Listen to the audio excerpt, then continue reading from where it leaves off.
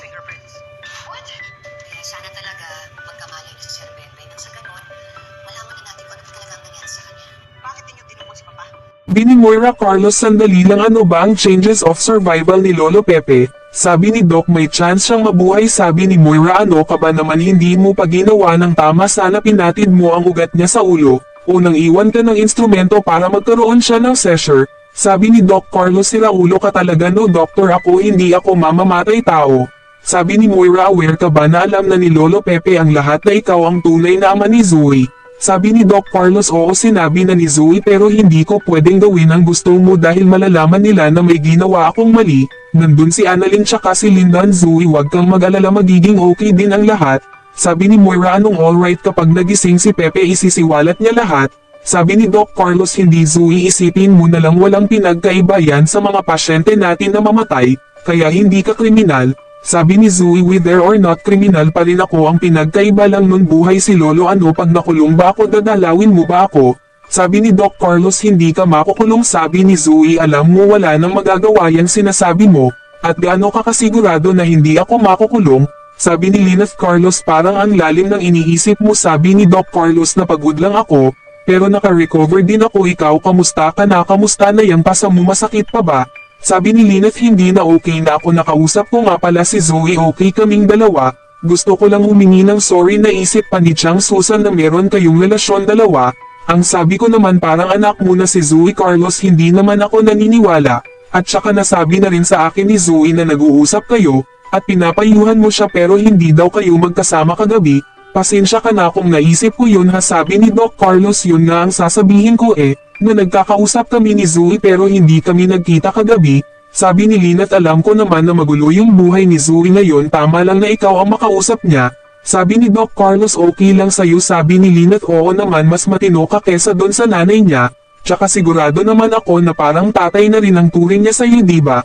Alam mo Carlos, nanay din ako, walang magulang nagugustuhin na magulo ang buhay ng anak niya. Sabi ni Doc Carlos, salamat Lynette sa pangunawa mo. Alam mo, sa totoo lang, kung may change ako na ayusin ang buhay ni Zoe, gagawin ko. Sabi ni Lynette, kung may magagawa ka, bakit naman hindi? Sabi ni Doc Carlos, salamat Lynette. Pinagmamasdan naman ni Doc Carlos si Don Pepe, kinakausap pa niya ito. Sabi nito, Sir Pepe, ako na ang humihingi ng tawad sa lahat ng ginawa ni Zoe, hindi mo na malalaman ang sekreto namin. Sabi ni Moira, Zoe, ano bang ginagawa natin dito? You don't even be here. Sabi ni Zoe, Mommy, magstay muna ako dito kay Daddy. Sabi ni Moira, sure ka ba? Sabi ni Doc RJ, Zoe, anong nangyayari? Sabi ni Zoe, Dad, wala, pagod lang po ako. Sabi ni Doc RJ, wag ka munang pumasok, magpahinga ka na lang muna. Sabi ni Zoe, Dad, okay lang po ako, dinalaw naman ni Annalyn ang lolo niya. Sabi nito, Doc, kamusta si Lolo, may pagbabago po ba? Sabi ni Doc Carlos, sa ngayon stable naman status niya, sana ma-maintain niya ito. Kinausap naman ni Annalyn ang Lolo Pepe niya, magpagaling ka po, lumaban ka po Lolo.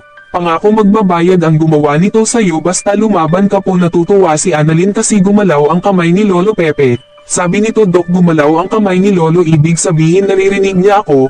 Mukhang nadismaya si Doc Carlos. Sabi ni Giselle, Robert, nandito sila Sir Mark. Sabi ni Doc RJ, kamusta na, may update na ba? Sabi ni Giselle, meron na. Sabi ni Officer Mark, Doc, may na-recover po kami na medical supplies sa hideout ni Balahadja. Sabi ni Doc RJ, medical supplies. Sabi ni Giselle, baka meron doctor sa mga kidnapper. Sabi ni Officer Mark, possible po, pwede din na binili nila ito. Ang maganda dito, siguradong may fingerprint ang mga yon. Baka makatulong ito para mahanap ang ibang mga kasama ni Balahadja. Sabi ni Doc RJ, good job Sir Mark, sana malaman na natin ito as soon as possible. Sabi ni Giselle, Obeng, pwede ka ba namin makausap ni Sir Mark? Sabi ni Josa, alam mo Lynette, tama talaga ginawa mo, napalitan mo lahat yung door lock ninyo.